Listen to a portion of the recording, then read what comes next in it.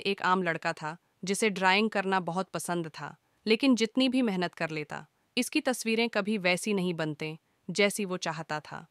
एक बार बारिश वाले दिन वो अपने दादा के उटारी में चीज़ें देख रहा था कि उसे एक पुरानी धाती डिबिया मिली। डिबिया खोली तो अंदर एक लकड़ी की पेंसिल रखी थी, जिस पर सुनहरी नक़ूश बने हुए थे और वो हाथ में पकड़ने पर गर्म महसूस हो रही थी। तजस्सुस में अय्यान पेंसिल लेकर नीचे आया और एक खाली कागज़ पर कुछ बनाने लगा। जैसे ही उसने एक छोटा सा परंदा बनाया, हैरतंगीज तौर पर वो परंदा अपनी जगह से हिलने लगा और फिर अचानक सफ़े से बाहर निकलकर उड़ गया। अय्यान हैरत से दंग रह गया। कांपते हाथों से उसने दोबारा पेंसिल पकड़ी और एक सेब बनाया। जून ही उसने हाथ हटाया, सीब हकीकत में बदल गया, एक ताज़ा रसीला सीब। अय्यान खुशी से चीख उठा। उसे एहसास हुआ कि ये पेंसिल जादुई है, जो कुछ वो बनाता वो हकीकत में बदल जाता। तख्लीक का तहफ़ा अय्यान ने अपनी इस अनोखी ताकत को अच्छे कामों के लिए इस्तेमाल करने का फ़ैसला किया।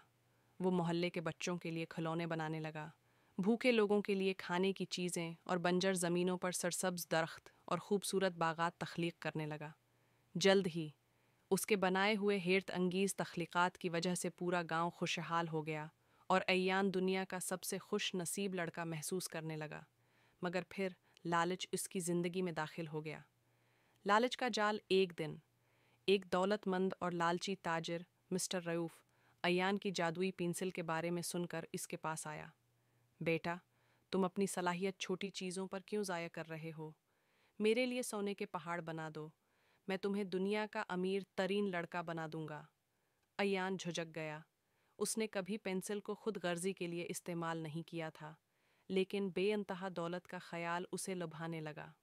आखिरकार उसने पेंसिल उठाई और सोने के सिक्के, चमकते हुए हीरे और शानदार महलात बनाने लगा।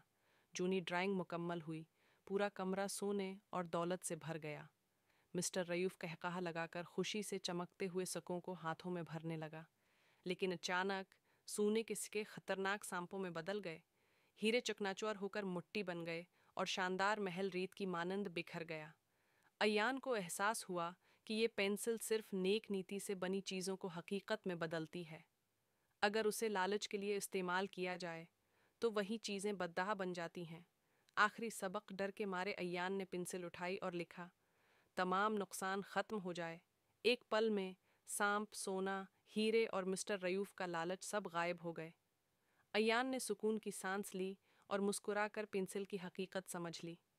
ये किसी के ज़ाती फ़ायदे के लिए नहीं थी, बल्कि सिर्फ इच्छे और नेक कामों के लिए थी। इस रात इसने जादुई पेंसिल दोबारा धाती डबिया में रखी और सरगोशी में कहा, अब मैं तुम्हें सिर्फ इसी वक्त इस्तेमाल करूँगा जब दुनिया को वाकई जादू की ज़रूरत होगी। पेंसिल हल्की रोशनी से जगमगाई, जैसे वो बलाखिर अपने असल और सच्चे मालिक को पा चुकी हो। अगर आपको ऐसी और मज़ेदार और सीख देने वाली कहानियाँ पसंद आईं, तो हमारे चैनल को सब्सक्राइब करें। नई और रोमांचक कहानियों के लिए जुड़े रहें। शुक्रिया।